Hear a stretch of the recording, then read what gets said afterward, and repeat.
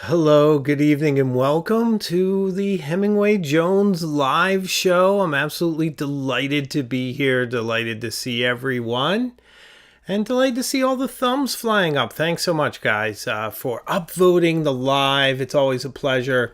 We meet almost every Tuesday evening just to speak about what's going on with fountain pens, some kind of new topic I like to introduce each week. Some new ideas. It's sort of the thrust of the channel is to take fountain pens, journals, inks, keep you inspired and just extrapolate an entire world of inspiration just from a simple pen. Because really from the creative act of expression, you take basically what is a stylus, right? Just an object, a pointy object. You can carve a line into anything. And from there it evolves, and through the years you get these leaky bottles of ink that have a very controlled leak, if you will, through a nib that only ink comes out when it touches the paper, and it can draw these amazing lines. And this is what we're following, what we're chasing. That kind of inspiration, that kind of line variation for all sorts of different reasons. So thanks for joining our little corner of the internet this evening. And I'll be speaking about fountain pens, inks, journals, and journaling, and just about everything and anything to keep you inspired. So if you're a regular viewer and you haven't subscribed, please do. I'd love to have you on this journey. And I promise I will take you to interesting places and I will not bore you. I try to keep things fresh. I'm the Baba Yaga of fountain pen reviewers. Yeah, I've been watching a lot of John Wick lately. So it's kind of interesting that he uses that term Baba Yaga for John Wick. Do you guys familiar with the Baba Yaga in real life?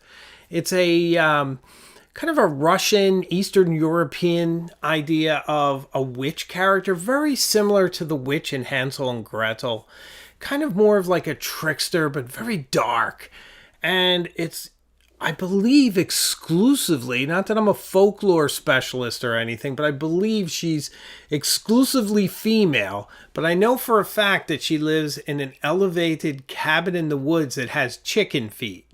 So it's just kind of interesting that somehow that got adapted into this sort of phantom assassin character and romanticized into this male figure of competence and kind of poetic violence, if you will. So, still great movies though, super fun. So I see a lot of great people here tonight. I guess before I say hello, let me just say what we'll be speaking about tonight. We're going to talk about our good guy inks. This is a topic I've been just waiting forever to speak about. I just wanted to address it. I was going to do it in a more standardized video, but I thought it would be a fun topic for this evening. And what do I mean by good guy inks? Well, I'll tell you, but I'm going to talk about a few other things first. But I promise it won't take too long. I have quite the lineup here. You can hear them. So they're ready to make themselves known. We'll talk about what a good guy ink is, and we'll get into that and which ones I really like and which ones are my favorites. And let me tell you, there's a whole lot of blue here. A whole lot of blue. Yep. A whole lot of blue. So it's almost a blue ink special. But blue is a gentle color. So there you have it. And it looks like I missed a few, but it's okay because I have my ink library too, and we can fill in the blanks with this. We can do that as well. So before we start, I want to show you some things that came into the studio this week. Let me show you a few things. I'm going to say hello to some people. So look at this wonderful 3D printed skull pen holder from the lovely and talented Scott Lasky. Thank you very much, Scott. You're a lovely guy. I appreciate it. So it keeps your pen handy. Keeps my Waterman pen, where I'd have put it in there, handy. Speaking of which, I'm making my own transitions. How did you enjoy the Waterman video that I put out last week? Let me know in the chat right now. Did you enjoy the Waterman, the most underappreciated, underrated fountain pen brand there is? I think I made a compelling point. and I'm proud of it, and I stand by it. And I keep using this pen. I cannot put it down. The ink flow is amazing. It's supposed to be great to fly with. Will I put that to the test? I just might. Who knows? I'm crazy that way. So I just may. Oh, I want to recognize somebody. A super chat.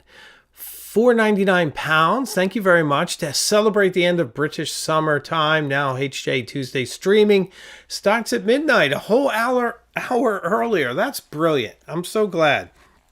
And it's so dedicated of you. Thank you so much. I do keep the replay up, you guys. So Clive and everyone, if you do miss the show, I do keep the replays up. But thank you so much for your generosity and for watching. That's very important. I appreciate it. Excuse me. So, who's here? Robin Pennell's here. Alejandro. Ali J. Lots of beautiful people. Shane, what's up, brother? Leica man. You know, I like Leica cameras. My X2. I should show it to you guys sometime. Ann digs the Waterman video. Thank you so much. I appreciate it. Robert Kalk also. Yay. I'm glad you guys like it. It seemed to hit a chord. The feedback was almost overwhelmingly positive. I always get a few really negative comments sometimes, but that's par for the course, unfortunately. I feel kind of sad. It's a little pathetic. Well, that's harsh, but I think it is accurate. So it's like a little pathetic if you go and you just say something overtly negative without any kind of like constructive criticism or an interesting point of view. Somebody once said that you can be an a-hole if you're charming. So you can have a-holeness, but you need to be charming. It's a valuable lesson. And that person who said that was me. So it's a good lesson to learn. Should have learned it by now if you have it in life. But it's very, very true. So, Scott, thank you. Beautiful skull. It seems to be a thing. It seems to be a thing now with me. I have some other news. You know, Horatio's here as well. Should I show you guys this? I'm going to have to stand for a minute, so forgive me. See, that's Yorick, right? This is what I want to show you. So a few weeks ago, something terrible happened. Yorick was on my desk and he fell off my desk and he broke his jaw. So Yorick no longer has an articulated jaw. It's kind of delicate and it's shattered. And he broke his poor jaw, Yorick. Oh, last poor Yorick. So it actually still looks cool like this. This is actually more of the Yorick skull if I were doing, alas, poor Yorick, I knew him. These lips I've kissed 1,000 times. But I was so sad. It just fell off the desk. I don't even know how. It was some sort of a Rube Goldberg machine with different things that were on my desk. And one thing fell into another, into the next. And somehow toppled this very heavy skull. And shattered his jaw on the ground. I was shocked. I was saddened. My daughter, my beloved Imogen, was home with me that day, and she heard me like go, no! It was like slow motion, like I'm trying to save him. No! And my poor daughter starts crying. She's really quite fond of Yorick. And it was very upsetting. And I'm like, it's okay, honey. It's a model skull. Lucky for me, I have a lovely wife. And she replaced Yorick, so now I have two.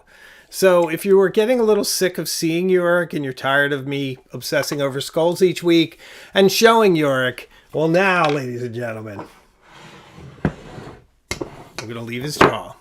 I now have two. So imagine the B-roll that I can do now. with the Yorks. They can talk. They can maybe date. There's a lot of stuff these Yorks can do. So I am very, very pleased to have Yorick back in the fold, which, if you saw, he's very safe on top of the bookshelves now. I'm being very careful. This was one of my favorite gifts my wife bought me. So thank you, honey. And now Yorick has a friend. He's never lonely. And yes, ladies and gentlemen, if you have a suggestion for a name for Yorick too, but maybe he just needs to be Yorick, because he's always going to be Yorick. And they're probably both always going to be Yorick. So, poor Yorick. Alas, poor Yorick. I'm so sorry, buddy. I let you down. I let you down. But boy, do I love those things. Okay. So that happened, and it was extremely heartbreaking. So I just wanted to share that moment with you all, because you know how much I love that thing. And it was very nice of my wife to replace it. And Debbie Pogorski loves the one without the jaw. You know, you're not wrong about that, my friend, because there is something very, very Scully about not having the lower jaw. I mean, it's often how you see skulls in horror movies. So it's not the worst. The other thing I was thinking, what do you guys think? The one of the things I was thinking, like, it used to go into this ball joint. And of course, that all shattered. But I was thinking that maybe I could use some super strong glue and just glue his mouth shut. What do you think of that? You think I should do that, or should I just leave it? Right now, I'm electing toward leaving it, but it would always keep his jaw on if I glued it. Or maybe I could wire his jaw, like people who, you know, have an accident or something, because Yorick did. This is funny. Evergreen Elephant, his name should be New York. New York, New York. All right, don't let me sing. But that's very good. Thank you. You get a gold star. I wish I could send gold stars, but there you have it. Chiro says use some duct tape. Yeah, I don't have any ducks, but Debbie sent me this. Who's here tonight? Isn't this lovely? By the way, she didn't tie that. I did. So don't think that she can't tie a bow. That was me. I don't want you to be besmirched by my lack of artistry. But how cool is this? It's really charming. Look, skulls, because... And look, you knew something. Maybe this is why you like the skull without the lower jaw, Debbie. Because here it is. But you knew something. You have 2 Yoricks on this beautiful card you sent. Very cool stuff. Look at that. It's like a scrapbook. It's really cool. I think you shall see this in some B-roll. I do. So I wanted to share that with you. That came into the studio this week, and it was pretty great. I'm also going to talk a little bit about kind of the future of the channel a little bit this evening. And we're going to get into some mental health stuff too. But I'm not going to spend too much time on it. But I want to tell you guys a little bit about that and journaling, which I do like to touch on. But this is in practice, how it actually works for you. Look, I tied it again. This is me, not Debbie. Thank you. Scott also sent me a cool letter, which I can't show you, although he has wonderful handwriting. And he made this really cool aged paper. And he used Clairefontaine, and it's super fun. I thought he was sending me a pirate's treasure map. And I was rather disappointed that it was not. But no, it was actually very lovely. And I just thought he did a really nice job with it. And I thought I'd show you. So the last thing that came into the studio this week came without a $500 price tag. Okay. So the Lamy 2000 came. Oh, let me say. Debbie says, glad it came on time. It did. Thank you so much. I really appreciate it. So nice. Beautiful work. Beautiful artistry. Beautiful. Thanks for all the likes, guys. I see the thumbs flying. I really appreciate it. Thank you. Okay. So you may have read somewhere in the internet or seen it in one of your feeds on Instagram, or maybe there's other shows that have one and reviewed one. I wouldn't know. I don't watch other shows. I'm just self-absorbed in my own little channel. But the Lamy 2000 came out in some kind of green color, rather dark, robust green, very nice green. If you like greens, I don't like greens, but if I did like green, I would like that green. It was very nice. Plus macrolon, different colors, kind of an interesting thing. Now there was one thing that I did really like, and that is that it came with the Gert Mueller book. Because one of the things I want to celebrate on this channel more and more are the designers. The people behind these wonderful pens of ours, who many of which are long forgotten and shall never be rediscovered. Some of the people that invented, say, the ideal nib back in the day, will we ever know that person's name? Was it a committee? We don't know. Do we know? I never really looked. Maybe someone knows. I don't know. Not yet. There you have it. All right, I'm getting way off on a tangent. The bottom line is I bought the book. It's in German and English on Gert Mueller. And I didn't have to spend $500 for it. I think it was $30. And here's some pens. So I'm excited to dive in and learn about him sometime in December, which is probably when I'll get around to reading it. I am hopelessly backlogged. Does this look familiar? Should we color it green? But I do mostly respect the design. If I had an opportunity to speak with Mr. Mueller, I would probably talk about those latches. I do feel that it's not the most elegant solution when this pen did the most elegant solution. These little 3 pads, so brilliant. Oh, Waterman Edson, how I love thee. Such a great writer. So we have the Waterman Edson in my Quattro pen case. Will it come out? My next travel adventure, or will it stay in the pen case? It has a friend in there right now. The Mont Blanc 147 Burgundy with burgundy ink. So, brilliant fountain pens. These two, might add a few more and then call it a day. We'll see. Much to talk about there. So, pine. Is it pine, Mara Christian? Is that the color of the 2000? It should be. Pine sounds right. Pine sounds right. LEJ. That book looks amazing. I love a video about it if you are so inclined. I will probably do something on him as a designer, and maybe next time I bring up the Lamy 2000, I'll mention that. I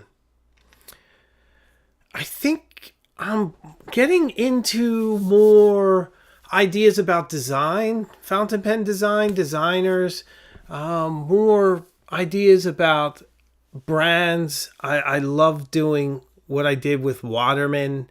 You're going to see one next week, November 5th, I think, next Thursday, on the Pilot LS, I believe. And if it's coming up, so it's going to be very similar to the Waterman. We're going to talk about Pilot, how it was founded, and then we're going to make our way through some select choices in the Pilot catalog and then get to the Pilot LS. So that's going to be a fun video. Now this week is another fun video. It's Halloween, so hopefully you guys get to see my video. You know, if not, watch it the next day. But it's going to be a handwriting practice video. I had this scheduled for December, and I decided to move it up because I have 3 kind of similar videos that were one after each other in December. And I thought I would break them up by making the handwriting video this week, and then there's another handwriting video in December, and then another one, and there may yet be another one, because I've decided that I'm not recording any more videos for the end of the year. So I'm taking a vacation. Now that may sound bad, but remember, I'm booked 2 months ahead. So I don't need to record anything else because I am like booked solid. So what I want to do is just shorten my lead time a little bit, and I'll make it up again next year. I do this every year too, by the way. You guys never notice. I'm just kind of telling you how the cycles of the channel go. But I want to make a little more interactive videos that are closer to the lives in a way. More me speaking about a specific pen, what it means to me, off the cuff, addressing you directly, and then bringing in some other elements too. I don't want everything to be high concept because I can't edit a video like the Waterman video each week. It's just a lot of work, and no one can keep up a pace like that. So I think those kind of videos will just be like twice a month or 3 times a month, and then there'll be lists. I love my lists. I haven't done that many lately. There's some fun ones coming up. So things like that. And then, of course, I'm going to have all this spectacular Italy B-roll to deal with. So that will come up too in some way, shape, or form. I haven't really thought about it. But I'm just kind of looking for really a variation, which is the worst thing. YouTube hates variation. If I came on and I did the exact same video all the time, like if you watch some people on YouTube and they do the exact same thing every time you see them, it's because that's what YouTube is telling them to do. YouTube wants repetition. They want like a slavish repetition where you just go on, you say your name the exact same way, you do the exact same thing, you show the same thing the exact way. You have your plot points in your video at the same mark, and then they're about the same length, and then you do the same thing next week. That's what they want. So when people ask me like how to be successful on YouTube, I tell them just do the same thing, whatever that is. If you keep doing it, people will catch on, they'll like it, and YouTube will push it. My channel almost never gets pushed. I see the numbers. It doesn't get pushed out beyond my channel, and the reason is YouTube doesn't know who to send my channel to, because almost every video is different, or at least there's sort of categories. You could say my high concept stuff is different. Some of my pen reviews follow similar styles, but I rarely do pen reviews. Even the Waterman Edson video I just did, it was a pen review, but it was more a history of Waterman and a tour through their catalog. And then there was a story of how much the pen meant to me and how nice it was to meet Chris at Truffet, that kind of thing. So it makes it a little more challenging for a video channel like mine to get exposure, which is why I rely on you guys so much. And I always say, please share it with somebody you think you like, and please subscribe, because YouTube doesn't promote a channel like this. They don't know where to put it. And especially as I do more creative things, I did that Nantucket Reds video, which I love and almost no one watched, but YouTube didn't know who to send it to, so I can't even blame them.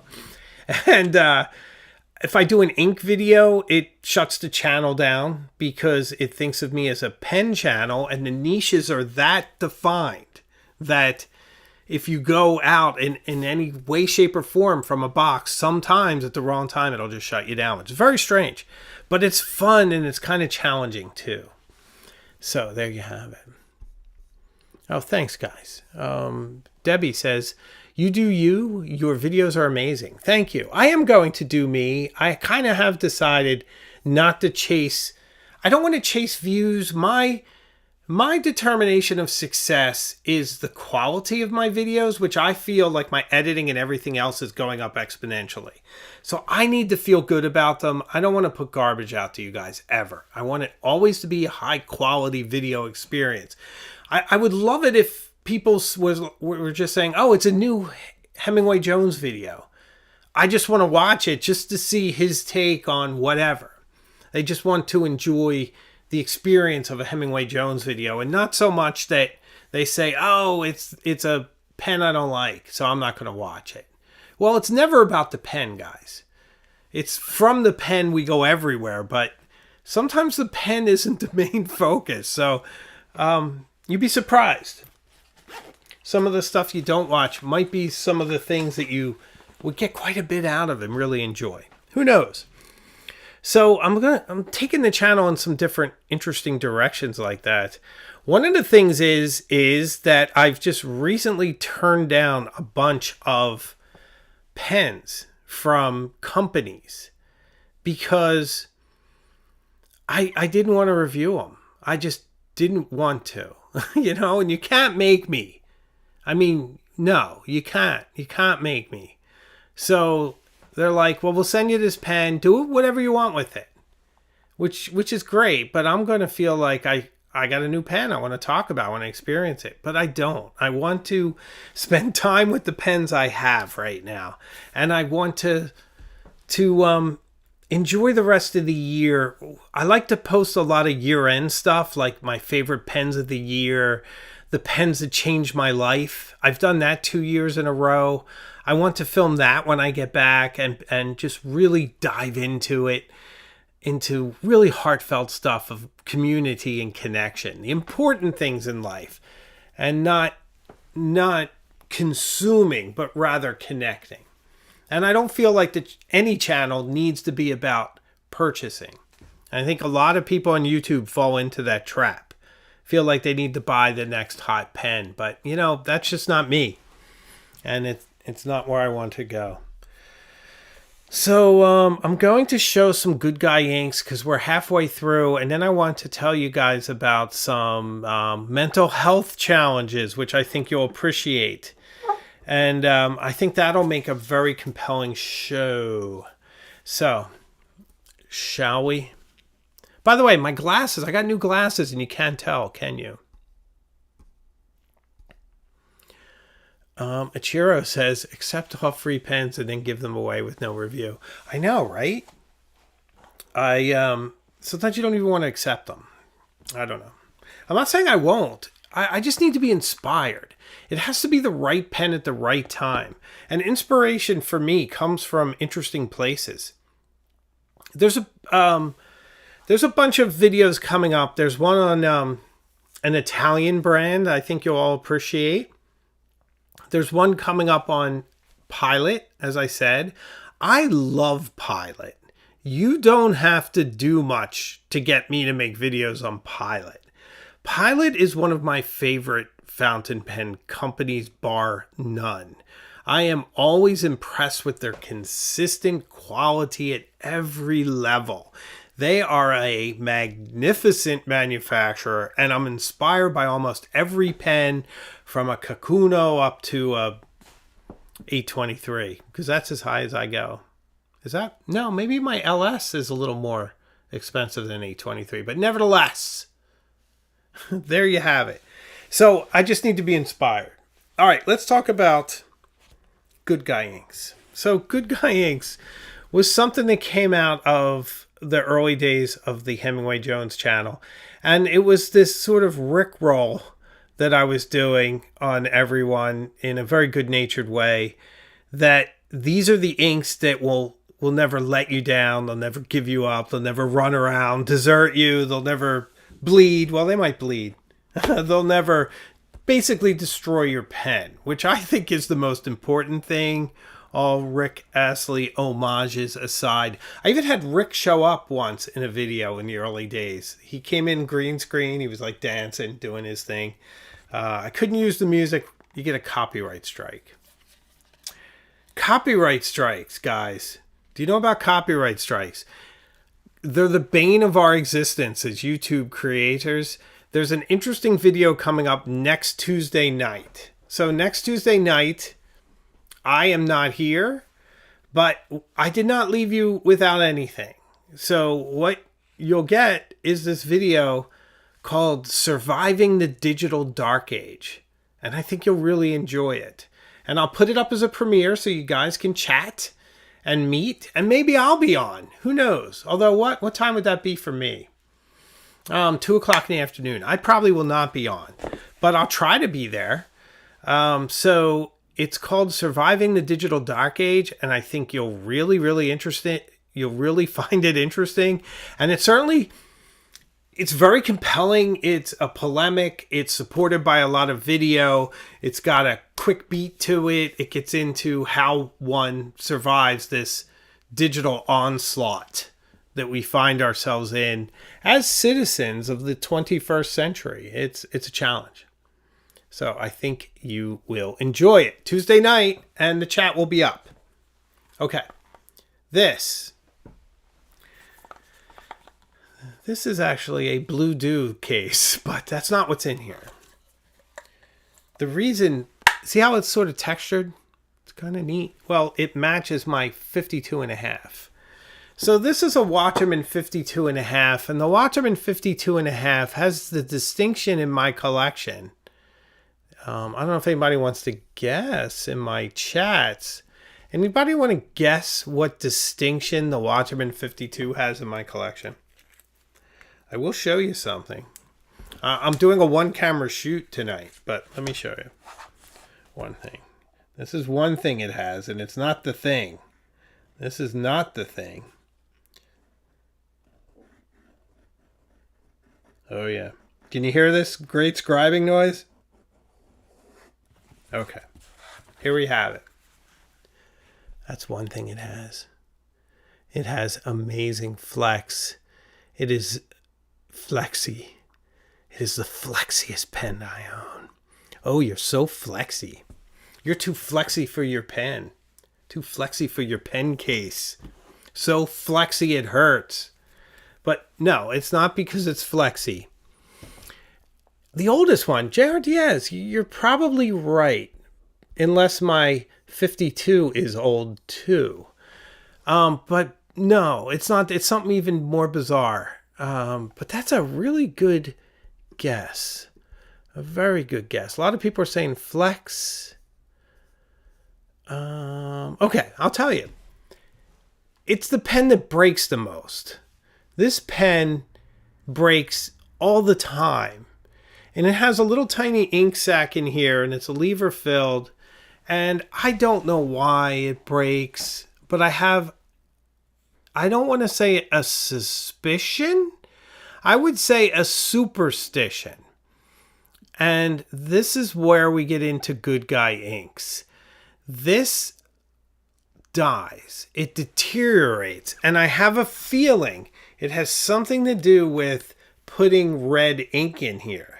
Because, not based in fact, feel free to disagree with me in the chat or in the comments if you're watching this after the fact. I've seen some pH charts on inks and their corrosive character, either too acidic or too base.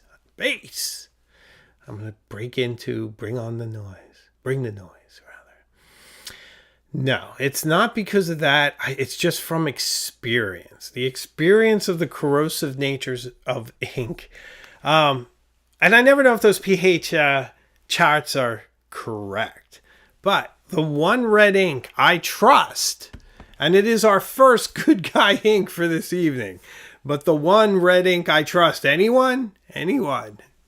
Bueller. In the comments, in the chats. Do you guys know which one?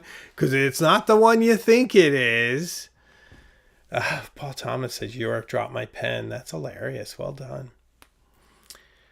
Robin asks, rubber or silicone bladder? I have no idea. I send it off to be fixed. Somebody else fixes it, and then it dies again. It's pretty much a dip pen now. Although it might be working, I don't even know. I'm not even sure. Okay. See, Karen, you went with the obvious, but this is a fake out, Karen. It's not oxblood. Debbie, not oxblood. Lady Manx, not oxblood. So this is the only red ink I trust, and it is the legendary, the beautiful Yama Budo. It's the only... Do you call this red or is it a purple? I'm going with red. Beautiful bottles. Love it. It's the only red ink I trust.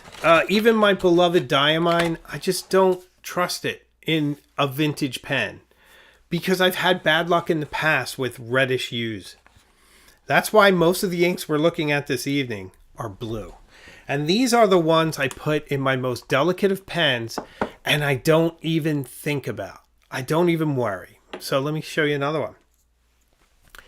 Pilot Blue. A good guy ink. You never have to worry about Pilot Blue. Oh, Pilot, you're so kind. Thank you. Have you seen Pilot Blue lately? Have you seen it? You have. This is Pilot Blue. It's very nice. It's a good blue. I also did this before showtime. Very nice. So Pilot Blue, you never have to worry. Pilot Blue, you can trust with your refrigerator, with your best treats in there. Pilot Blue is not going to eat them without replacing them. Another one, kind of a very, very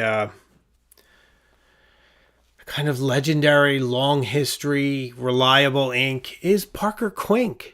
Parker's not good for much, but this ink is good, and I trust it. And this, I think, is blue-black, and it's rather nice. Very nice. Very gentle. I also have some Quink from the 1940s, but I can't reach it. But you're fine here. One of my favorite inks you're fine with. It's in my Edson right now, and that is a Clay de Saphir. You can put in anything.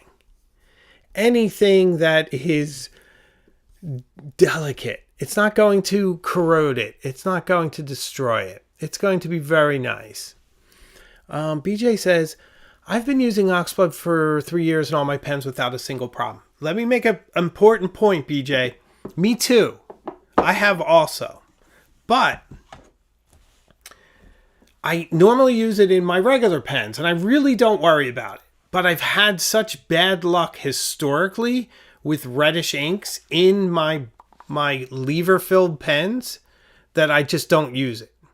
And I remember I predicated this by saying it's mostly superstition. So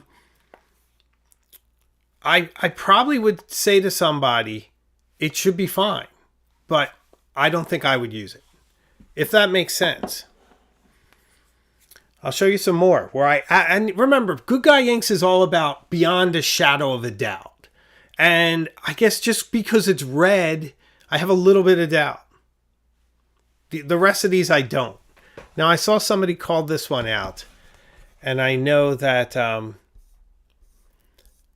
that everyone knew this would be on the list. But this is my default ink, the mighty Konpeki. Oh, Konpeki, how I love thee. Such a great ink. To me, if I clean a pen, if I do the limited amount of work on a pen that I do, I know how to work nibs a bit. I can line tines. I can floss tines so that the flow's more generous. But if I do a bit of work as I might do, I can certainly clean up pens. I can take scratches off of pens. I can shine up the gold. That's the extent of my restoration. I don't change nibs very often. Occasionally with Lamy, Twisby, things like that. But I certainly would never change the bladder on a pen. But whatever I do, if I put Konpeki in it and it doesn't work, it goes off to a professional. To me, this is my default ink, my ink that keeps me safe. So I love it. I love it. And I love Diamine too. So don't think I'm trashing Diamine. I'm not. I love it. It's just that these are the good guy level. This is the top of the top. The ones I use with no reservation. I would fill a vintage Conway Stewart from the 1940s with any of these inks, and I would leave it in my case for 7-8 months without worrying about it. That's the idea. Pelican Blue. Pelican Blue. I like Pelican Blue. I like the vintage one. It looks like I got it many years ago, but I didn't. They reissued this, I think. I would say last year, but I'm such a bad judge of time. It could be anywhere between a couple months ago to 7 years ago. So I don't know when, but whenever it was, I bought it. Maybe it's still out. I don't know. But it's safe and it's lovely. Does anybody know the ink that I used exclusively for like a year or more? Does anybody remember which one that is? BJ says, Konpeki is a problem fixer for sure, or a bar test. Agreed. To me, it's like my baseline. If something doesn't work with it, then I know there's a big problem. Big problem. Love Konpeki. LEJ likes the vintage bottle. Yes. Anybody know which ink I used exclusively for many years and I didn't use any other ones? Mara Christian says, I won't buy inks that I can't pronounce. Well, that would be tough for me because I can't pronounce anything. And I pronounce things 3-4 different ways, often in the same sentence. That's one thing I do find annoying. Like, people try to correct my pronunciation. It's like, don't bother. I'm not going to change. If anything, I'll say it worse next time. So be happy. Whatever I did. Oh, Evergreen Elephant. That's an interesting story. In Germany, all school kids use Pelican Blue or Lamy Blue because it can be removed with an ink killer. Very cool. Ink killer. That's rough. Ooh, Karen. Good guess from Karen Webster. It's not correct, but it's close. It's a very good guess. Okay. So this is the ink that I used exclusively in my fountain pens. It's Mont Blanc Royal Blue. I don't use it much anymore. I tend to use Midnight Blue when I use a blue. But the Royal Blue is very nice. And it's been in my collection. And I went through all my collection recently, and I even found one that was like 20 years old. It's pretty funny. But I like Royal Blue. I don't necessarily think you need to spend the money for this. For what it is, you could get probably better stuff cheaper. But it's not that expensive for Mont Blanc. It's not any kind of like special. Some of my inks are dusty. It's kind of embarrassing, but there you have it. Waterman Blue, classic Waterman Blue. This was the last ink standing. Do you know about this? The last ink standing. This ink was at the big box stationery stores when no other ink was. You get Waterman Blue or black. What are the Staples, Office Max, those kind of places. I don't think they carry any anymore. I could be wrong, but for a long time, this was the last one standing. So there you have it. Like a man says, Royal Blue was another option for me, but I think I'll get Midnight Blue when I pick up my 149. It complements it very well. Midnight Blue is a good one. So there is one I didn't pick up accidentally. But we're going to pretend this is it. This is another bottle of Eclat de Saphir, but I thought it was Pearl Noir because I saw black and I didn't read it. But Pearl Noir Black is a good guy ink. Gerabon, very gentle. These are very non-corrosive inks, but I probably wouldn't use a red one in my vintage pens. It's just me. It's superstition, sort of. Even though I'm not superstitious.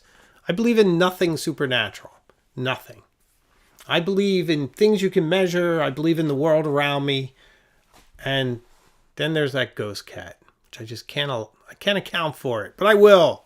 I'm a scientist, damn it. I'll figure it out.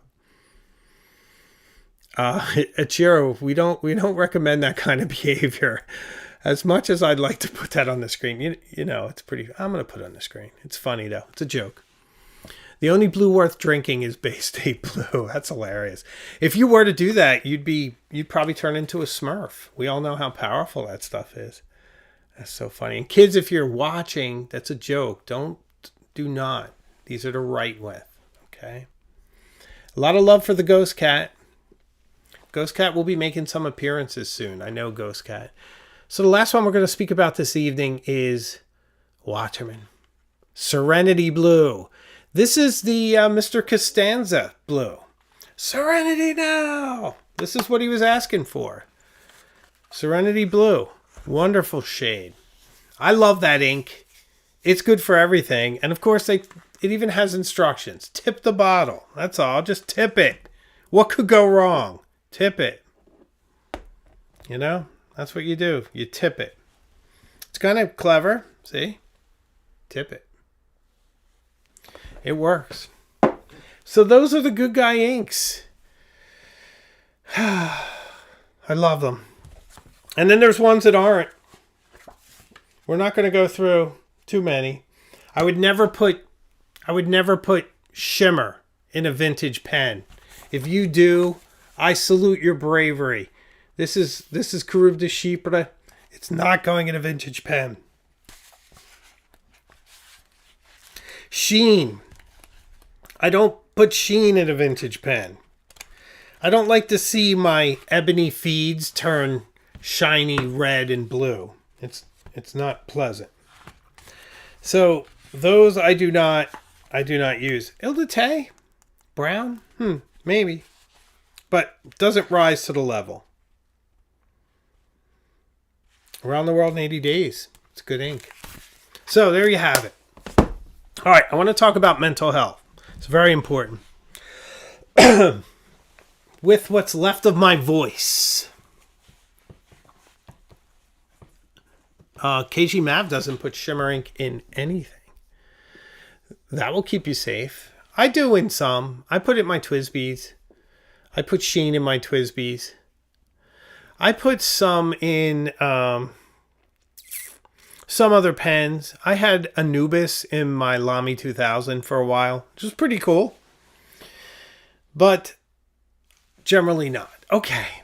So in the time we have left, let's speak about mental health.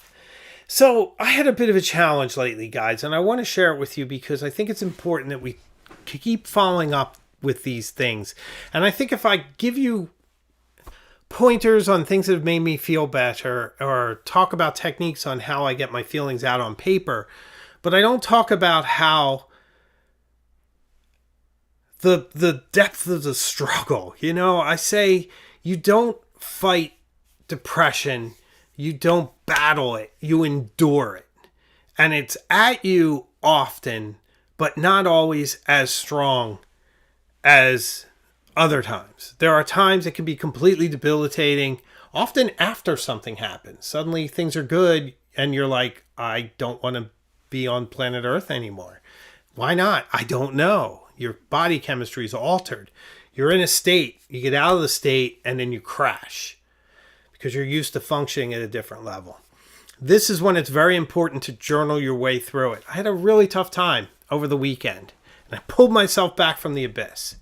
I'm going to share it with you, and I'm speaking around it because I'm building up the courage to share this stuff with you guys. But I think it's important because mental health's important. So our heat died in the house last Thursday, and it's a challenge. It's always hard to get people to come out and fix things, and it's really hard to get answers, to just like do something definitive. Don't just tell me you need to call this guy, I need to order a part from Stuttgart. Just fix it. You know, that's the tough part. And I think in life and in modern life, it's getting increasingly difficult to accomplish things, to find people that can do things, to find people that are capable, to fix things when they're broken. I think if I can speak now to Americans, we who live in the United States, I think one of the things that make Americans brilliant is that we fix things. When something breaks, you fix it and you move on. So when it's hard to fix something, it's really tough. And when it's something like your heat, and in my house, I have a Bosch unit. It's one of those high efficiency. We have limitless hot water, and it controls the heat, which is forced hot water.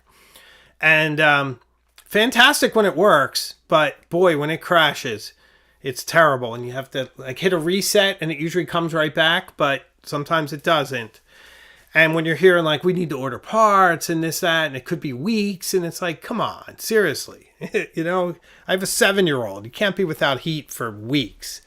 So when I went through all that, it put me in this state. And I think part of it is that we're kind of in this, we're in these patterns of behavior. And you don't always recognize it in yourself. I don't know if you need a morbid fascination of your own metabolism, your own mind, your own way of coping and functioning to get to this point. But I get in loops. I get very, very stressed and then I'm full and I can't handle anything else and I can't hear things. I literally get in that state like I'm fighting for my life. My heart rate's elevated. I can't hear people. I have tunnel focus. And I get weird. Like if my wife tries to talk to me, I'll talk back to her in like loops. And then I know I got an issue and I catch myself and I can calm down and say, okay, I just reached my capacity. And my trigger is that I don't feel like I can provide for my own family because I can't fix the bloody heat. Do you know what I mean? And that's my trigger because I definitely see myself as someone who gets things done, someone who affects change, and someone who takes care of their family. That's very, very central to my identity and my values and my world. Okay? So this was my trigger with the heat not working. So we muddled through the weekend. We kept resetting. We learned ways to kind of turn certain zones off and kind of hacked it. To able to take showers and get at least enough heat. And plus I have space heaters that are actually pretty good. We got through the weekend. So then, and this is the brilliant part, I got this from journaling. You can't do everything on your own, no matter how capable you are. So I asked someone for help. And I had been in a loop even with this problem. I've stayed with the same HVAC people for like 10 years. They've never fixed this problem. It's always been there in some way, shape, or form. It's getting increasingly worse. So I asked someone else who I know is very capable. This guy's like, you know, very, very capable guy. Very, very nice guy.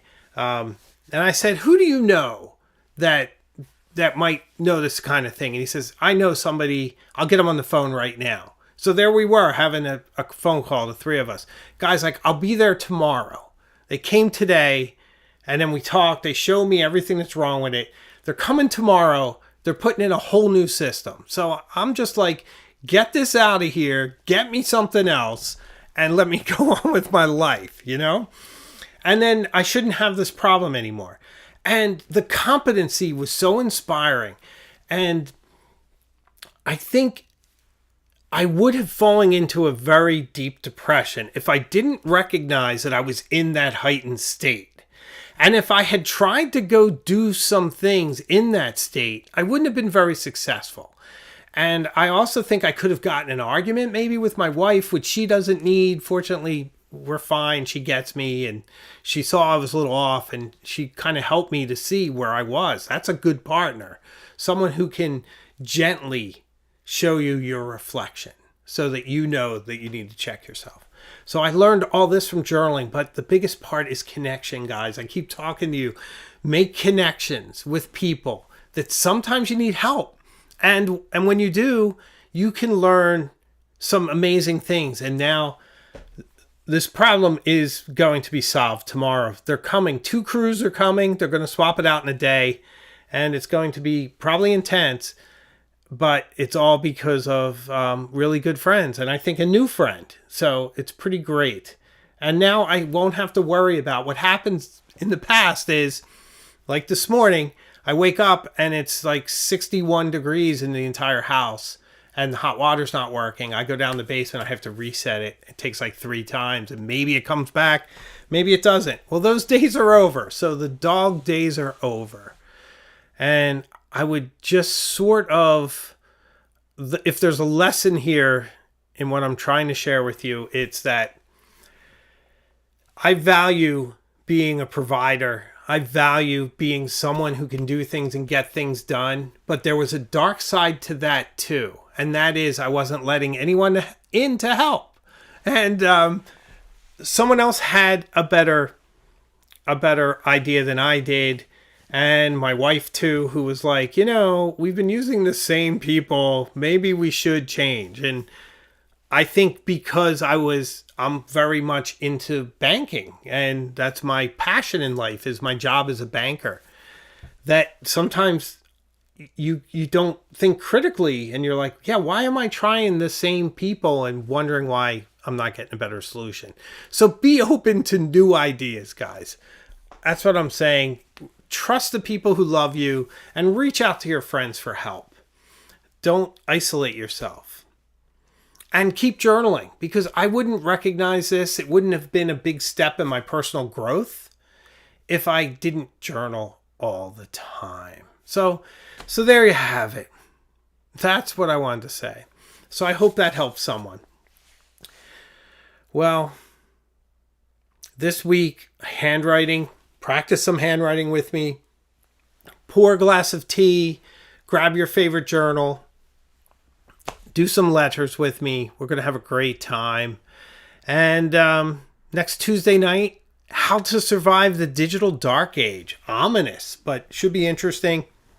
And I believe next week is the Pilot LS. You'll love that video. You'll love it. It's a lot like the Waterman, but a different twist. I think you will enjoy it. I am passionate about Pilot. So I think if I love a pen, I will speak quite a bit about it. Allie J says some nice supportive things. We love Allie J. Thank you. And of course, I will be taking next week off, but I will be back as I always am. And you never have to worry. I'll always be here for you. The channel's going to some amazing places. There's some stupendous videos coming up. Some of my best haven't aired yet. And then I'm going to start to set up some really awesome stuff in January. And then December is going to be really personal stuff, like year ends, year wrap-ups, the great stories of the year, favorite pens of the year, the pens that changed my life. It's going to be a really exciting, kind of compelling lineup through the end of the year. So I think you'll enjoy it. And if you want more Hemingway Jones for some reason, I don't know why you would, but you might. I would love to have you over on my Instagram too. I'm at Hemingway_Jones. If you go to Hemingway Jones, that's me too, but that's my photography. I don't really use that much. But _Jones is the one that you'll see all my pen stuff on. And I give little hints on the channel, my stories.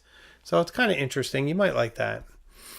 Well, my voice is shot. I hope you enjoyed this episode. I certainly did. This hour flies by. It's really great to spend time with you all. And I cannot wait till we're back together again. So I can promise you guys, we will see each other again very, very soon, further up the road. So everyone, stay well. And ci vediamo presto. Promesso. Ciao.